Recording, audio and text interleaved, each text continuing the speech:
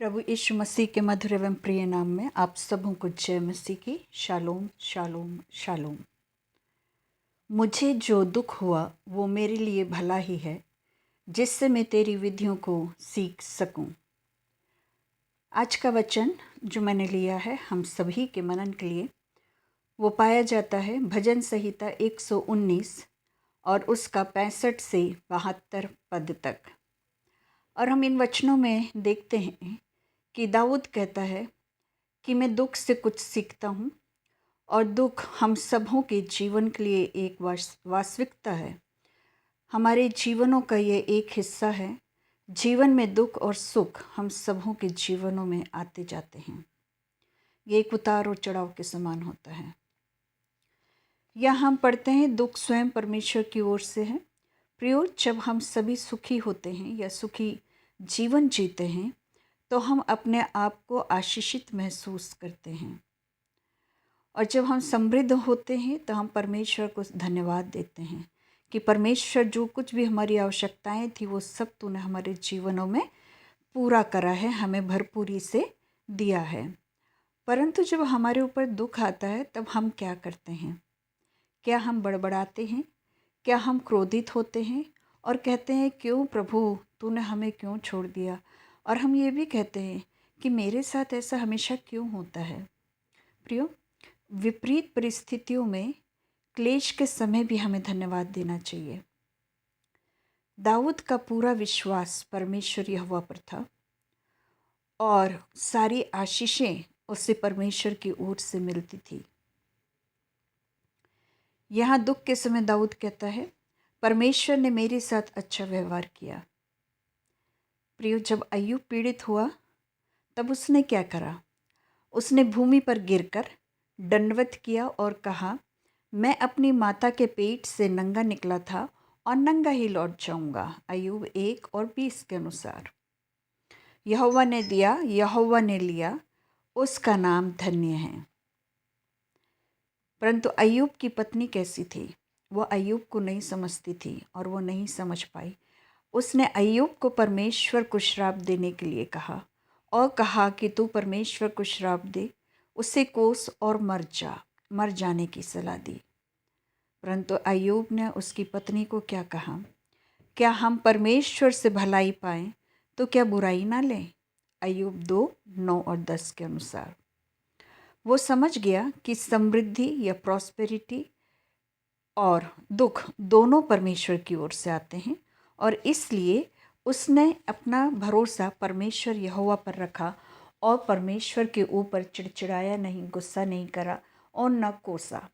परंतु उसने कहा कि जब हम भलाई लेते हैं परमेश्वर के हाथ से तो हमें क्लेशों को भी परमेश्वर के हाथ से लेना चाहिए। प्रियो, क्लेश हमारे जीवनों में हमारे पाप का परिणाम भी हो सकता है, या फिर दूसरों के पापों का परिणाम भी हो सकता है, या फिर परमेश्वर अपने लोगों को ताड़ना देता है। तो हमें जब भी क्लेश हमारे ऊपर आता है तो हमें ये जांचना होगा अपने जीवन में कि ये किस कारण से है। क्या मेरे से कोई गलती हुई? क्या मेरे से कोई पाप हुआ इसलिए मेरे ऊपर ये क्लेश आया है? या फिर जनरेशन कर्सेस तो नहीं, हमारे पूर्वज लोग तो कोई ऐसे पाप नहीं कर बैठे जिसके कारण हमारे ऊपर ये क्लेश आ रहा है? तो हमें हर समय परमेश्वर यहोवा को अपना आधार मानना है और हर परिस्थिति में परमेश्वर की ओर देखना है, क्योंकि वो ही है जो हमारी मदद कर सकता है।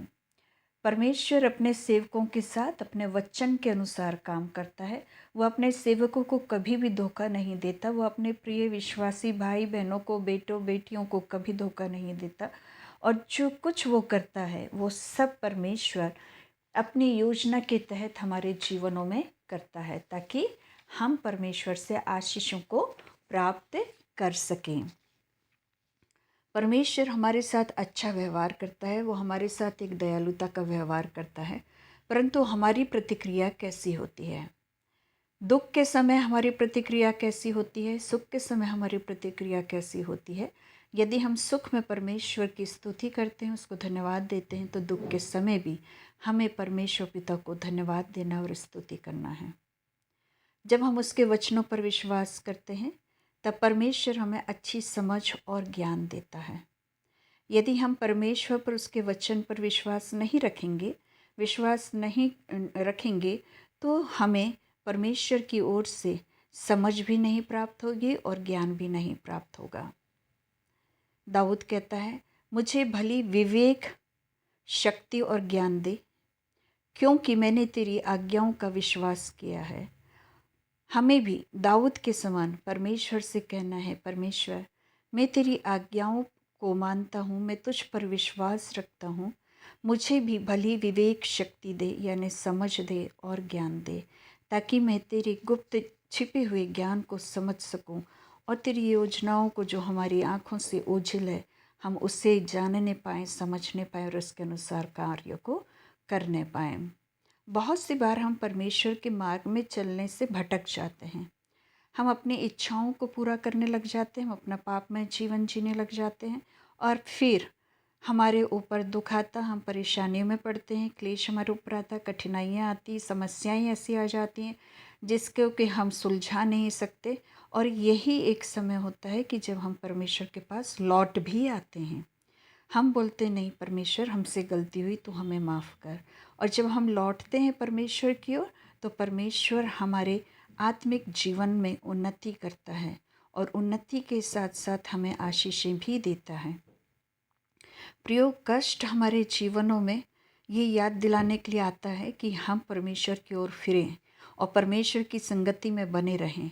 जब सब कुछ अच्छा चलता है तब हम कहते हैं, परमेश्वर ये तेरी योजना के लिए है और ये उत्तम है, तेरी योजना हमारे लिए उत्तम है और हम तुझ पर विश्वास रखते हैं।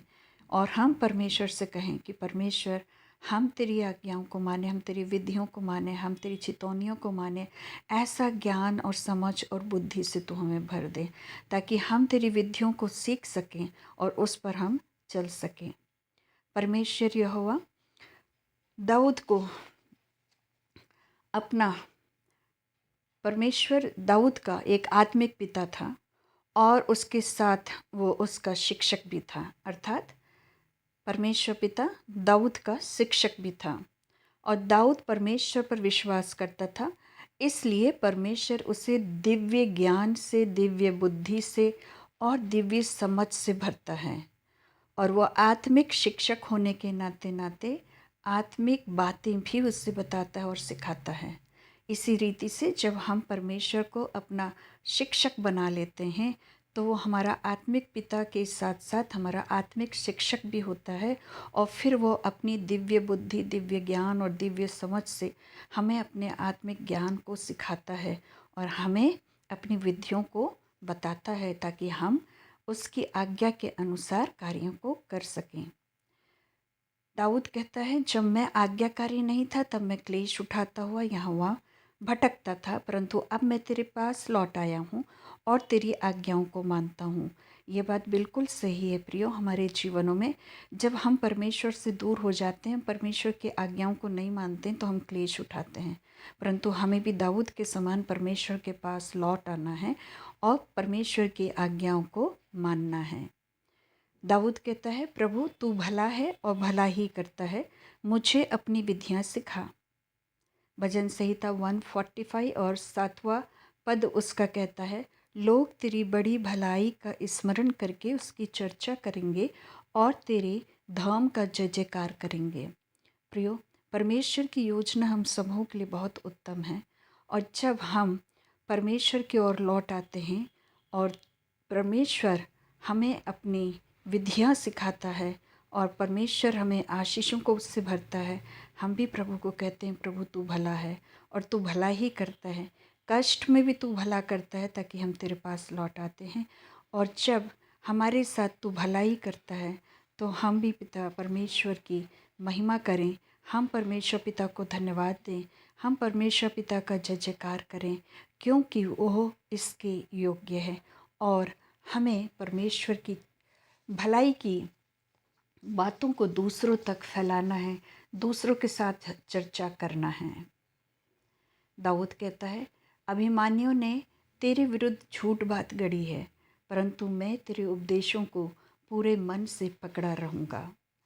पहला थिस्सलुनीकियों 5:23 और 24 कहता है, शांति का परमेश्वर आप ही तुम्हें पूरी रीति से पवित्र करे और तुम्हारी आत्मा और प्राण और देह हमारे प्रभु यीशु के आने तक पूरे पूरे और निर्दोष सुरक्षित रहें। हाँ प्रियो, परमेश्वर का वचन हमसे कहता है कि हमारे देह प्राण और आत्मा को प्रभु यीशु मसीह के दोबारा आगमन तक उससे निर्दोष और सुरक्षित हमें रखना है। तुम्हारा बुलाने वाला सच्चा है और वो ऐसा ही करेगा। घमंडी लोग हमारे विरुद्ध झूठी बातें बोलते रहते हैं, परंतु हमें अपने पूरे मन से परमेश्वर को पकड़े रहना है, क्योंकि हमारा परमेश्वर जो हमें बुलाता है वो सच्चा है और वो ये इस कार्यों को करने में हमारी मदद भी करेगा कि हमारे देह प्राण और आत्मा प्रभु यीशु मसीह के दोबारा आगमन तक हम उसे निर्दोष और सुरक्षित रखने पाएंगे परमेश्वर की योजना के तहत। दाऊद कहता है, उनका मन अर्थात अभिमानियों का मन, घमंडियों का मन मोटा हो गया है, परंतु मैं तेरी व्यवस्था के कारण सुखी हूँ। भजन संहिता 37 एंड उसका 31वां पद कहता है, धर्मी के हृदय में परमेश्वर की व्यवस्था बनी रहती है और धर्मियों के पैर नहीं फिसलते। दाऊद के हृदय में परमेश्वर की व्यवस्था बनी रहती थी और सदा बनी रहती थी, और इसीलिए वो परमेश्वर की व्यवस्था से सुखी था। वो कहता है, मैं तेरी व्यवस्था के कारण सुखी हूँ। तो व्यवस्था के कारण कौन सुखी हो सकता है? वही जो परमेश्वर को अपना हृदय सौंप देता है और परमेश्वर हृदय रूपी पटिया पर अपनी व्यवस्था को लिख देता है और हम उस पर रात और दिन मनन करते हैं।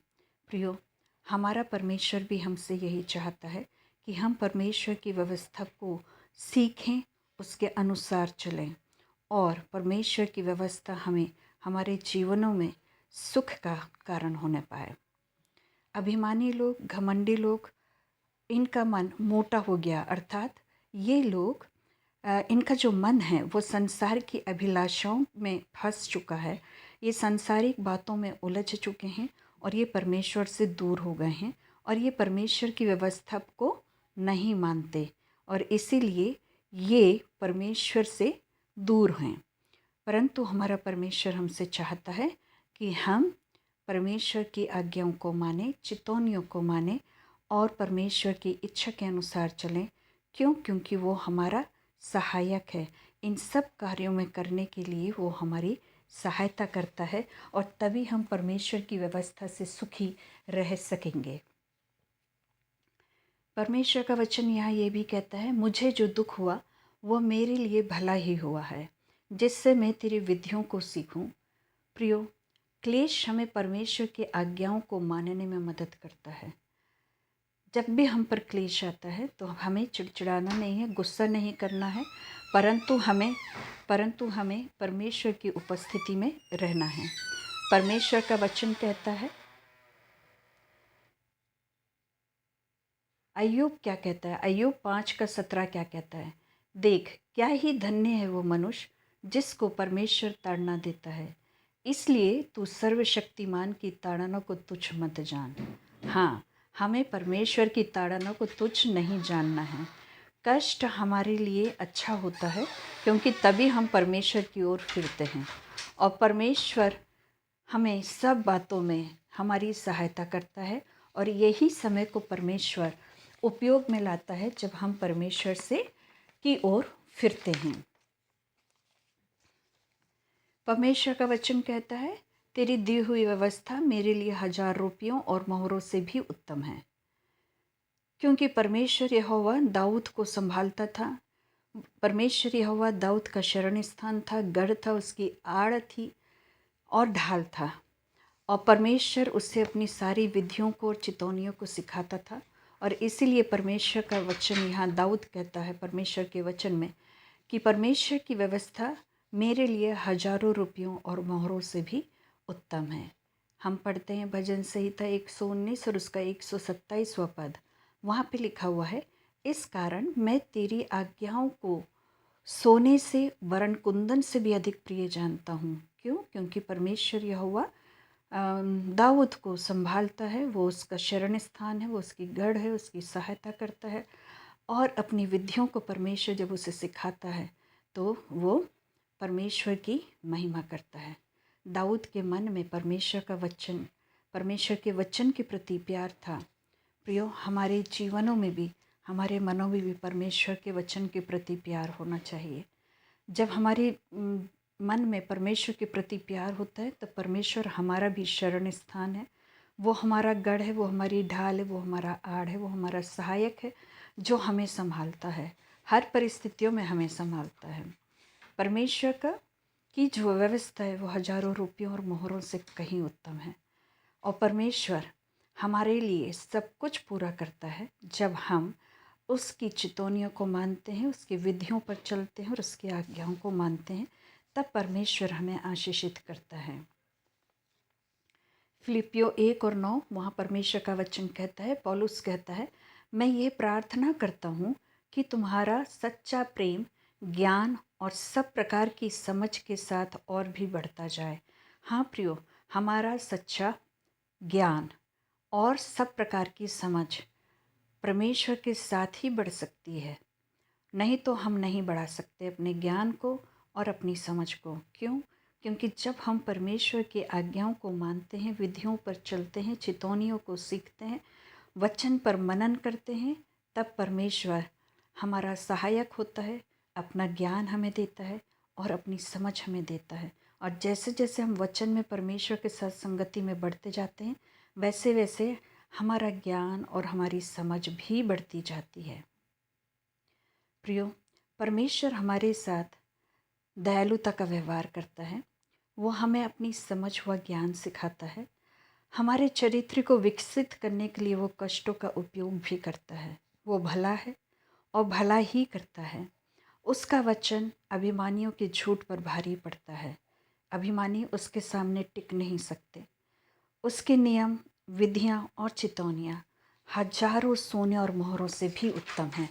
हम परमेश्वर पिता का धन्यवाद देते हैं कि परमेश्वर हमारे को अपनी योजना के तहत उपयोग में लाता है, अपने ज्ञान को और समझ को और बुद्धि को हमें देता है, ताकि हम परमेश्वर के वचन को जब पढ़ते हैं तब हम उनकी गूढ़ छुपी हुई भेद की बातों को भी समझ सकते हैं। आइए हम प्रार्थना करें। पवित्र पवित्र पवित्र सेनाओं के परमेश्वर यहोवा, धन्यवाद देते हैं सुंदर वचन के लिए। प्रभु, तू हमारा सहायक है, तू हमारे साथ दयालुता का व्यवहार रखता है, तू अपनी समझ और ज्ञान हमें सिखाता है, और जो कुछ भी हमारे जीवनों में क्लेश आते हैं उसका तो उपयोग करता है ताकि हम तेरी नज़दीकी में और भी आ जाएं। पिता परमेश्वर, अपने ज्ञान को, अपने बुद्धि को और समझ को हमें दीजिएगा, अपने नियमों को, अपनी विधियों को और चितौनियों को हमें बताइए और सिखाइए, ताकि प्रभु हमारे जीवनों के द्वारा तेरे नाम की महिमा और स्तुति होने पाए। परमेश्वर पिता, इस प्रार्थना को हम मांगते हैं हमारे उद्धारकर्ता प्रभु यीशु मसीह के पवित्र मीठे नाम में। सुनिए, ग्रहण करिए और आशीष दीजिए। आमीन आमीन आमीन। Shalom shalom shalom. परमेश्वर हम सबों को आशीषित करें इन वचनों के द्वारा। आमीन।